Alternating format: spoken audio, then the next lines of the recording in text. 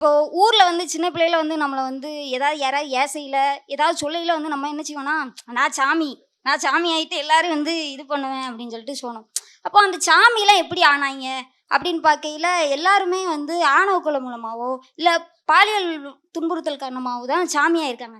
சரி அதே அந்த மாரியான ஒரு கவிதைய தான் எழுதினேன். ஸோ அந்த கவிதை வாசிக்கேன்.